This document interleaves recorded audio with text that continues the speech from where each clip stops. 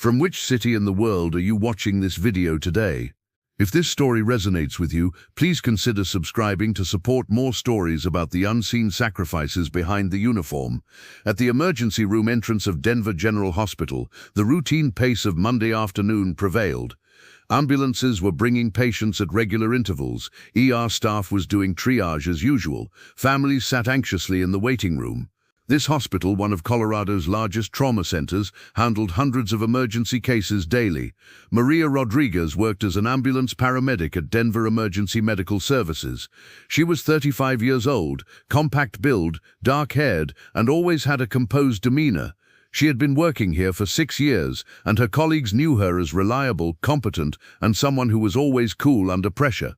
Maria's ambulance, Unit 47, was parked in the hospital parking lot. Besides standard EMS equipment, Maria's personal kit contained unusual items, advanced trauma supplies, military-grade medical instruments, and an old patch that read FMF, Fleet Marine Force.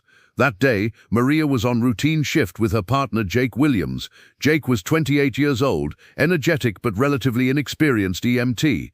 "Maria, you're really calm in every emergency," said Jake while doing equipment check. "I still get an adrenaline rush, but you never panic." Maria answered while organizing medical supplies. "Jake, experience teaches you to focus on the patient, not panic. Panic kills people." "Where did you learn this level of medical training?" "In college." Maria hesitated. "Different places, Jake. Life teaches you what you need to know." Maria's real story was unknown to anyone in the EMS department. She had served 12 years in the Navy. She was a hospital corpsman. Her call sign was Doc Angel. On deployments with Marines, 3 tours in Iraq and Afghanistan, she had treated 400-plus wounded warriors. After leaving the Navy in 2018, she had transitioned to the civilian medical field and joined EMS. Combat medical skills had perfectly transferred to the civilian world, but battlefield memories never disappeared.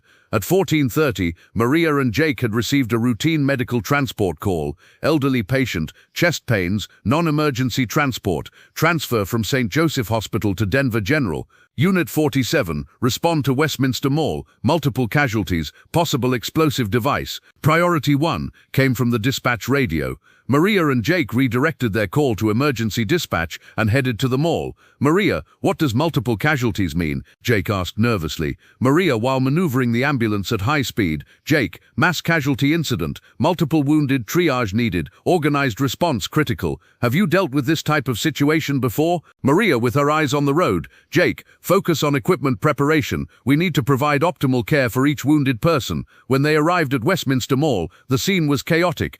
Police barriers, fire department, multiple ambulances. There had been an explosion in the mall's food court area. Early estimates 40 to 50 casualties. EMS Incident Commander Thompson was briefing units. IED detonation, food court area, casualties ranging from minor lacerations to severe trauma, hospital capacity strained. Maria rapidly assessed the scene. "Commander, is a triage system established?" Thompson looked at Maria with surprise. "Rodriguez, you're a paramedic. Triage coordination is the supervisor's job." Maria, while surveying the scene. "Sir, with this level of casualties, every trained person should be involved in coordination." Maria looked at the mall entrance.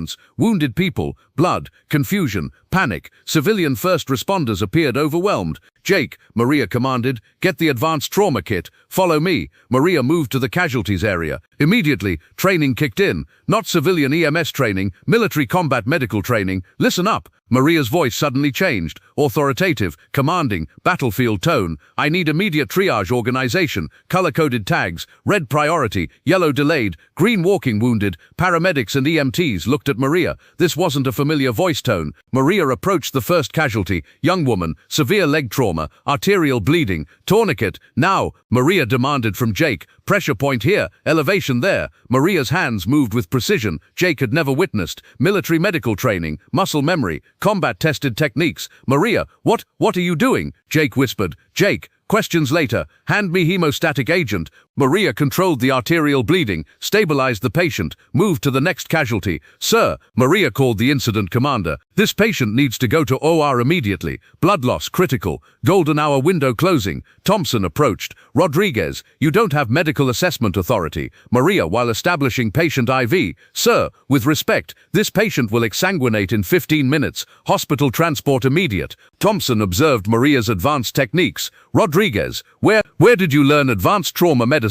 Maria hesitated, then made a decision. Sir, Navy Hospital Corpsman, 12 years, multiple combat deployments. Thompson's attitude instantly changed. Doc, do you have field medicine experience? Sir, 400+ combat casualties, mass casualty training, battlefield medicine. Maria, Thompson immediately shifted to professional respect. Can you organize the medical coordination of this incident? Maria nodded. Affirmative. Maria assumed scene command. Military medical training kicked in. All EMT units, triage system alpha formation. Red tags immediate transport. Yellow tags delayed. Green tags walking wounded collect at central point. Paramedics responded to Maria's organization. Professional, efficient, military-style coordination. Unit 23, critical transport heading to Denver General. Unit 31, multiple yellow tags. Presbyterian St. Joe. Unit 47, immediate red tag. Children's Hospital. Maria prioritized casualties, allocated resources, coordinated transport. Maria, Jake with amazement, you're a completely different person now. Commanding, professional, like. Maria was cleaning up equipment when Thompson approached. Doc Rodriguez, Thompson formally, outstanding performance, casualty mortality prevention, directly attributed to your leadership. Maria humbly, sir, team effort, everyone performed excellently. Maria, this level of organization isn't expected from civilians. Were you really a Navy corpsman? Maria, while packing her kit, HM2 Rodriguez, Fleet Marine Force qualified, Iraq, Afghanistan deployments. Thompson impressed. Doc, there's a senior medical advisor position open in the department. Are you interested? Maria considered. Sir, I prefer ambulance service. Direct patient care. Understood. But Maria, today showed your leadership capabilities. Consider it. The next day Maria returned to her normal routine. Ambulance calls, patient transports, routine EMS work. Maria, Jake curious, why didn't you ever mention your military background? Maria, while doing equipment check, Jake, military service is part of the past. The important thing is to use skills to help people now. But you have incredible medical knowledge. Why keep it hidden? Maria, thoughtful. Jake, sometimes when people see military background, they expect certain things.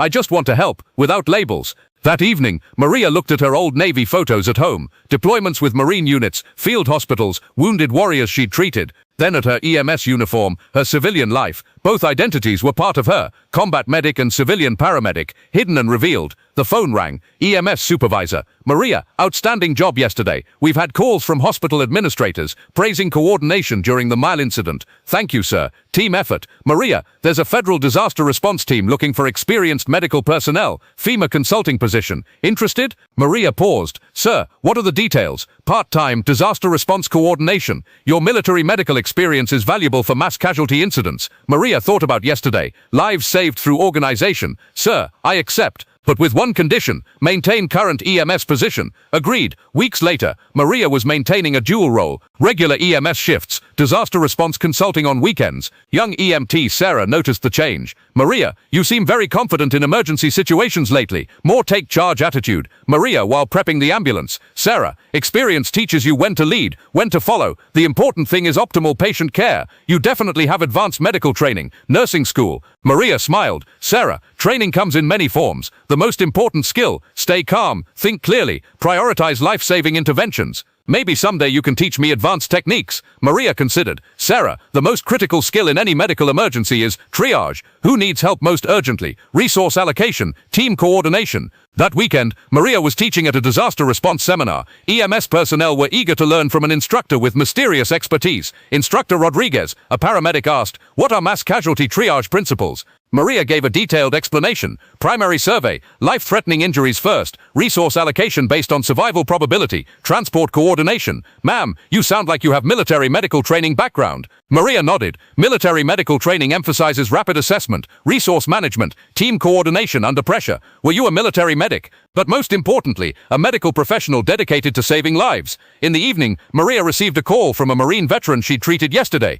Doc, finally found you. You saved my buddy's life at the Mall incident. Sir, just doing my job. No, Doc, you did more. Professional battlefield medicine in a civilian setting. My buddy is alive because of your training. Maria, emotional. Sir, knowing he's okay is enough for me. Doc, the Marine community wants to thank you. Once a corpsman, always family. That night, Maria reflected on her dual identity. EMS paramedic by profession, combat medic by calling. Both served the same purpose, preserving life, providing hope in crisis, bridging the gap between injury and healing. Maria looked at her Navy corpsman insignia, EMS badge. She was Doc Angel, and Maria the paramedic, hidden and revealed, both saving lives. Phone buzzing, EMS dispatch, Unit 47, multiple vehicle accident, I-25 and Colfax. Possible mass casualty. Maria grinned. Copy dispatch. Doc Angel en route, because Maria knew medical emergencies don't discriminate. Her job, mind sure everyone gets a chance to go home, sometimes as a paramedic, sometimes as a combat medic, always as a healer. Thank you for watching this video to the end. From which city are you watching? Let us know in the comments, and if you believe stories like these should be heard by more people, don't forget to subscribe. Your support enables us to continue this mission. We are truly grateful.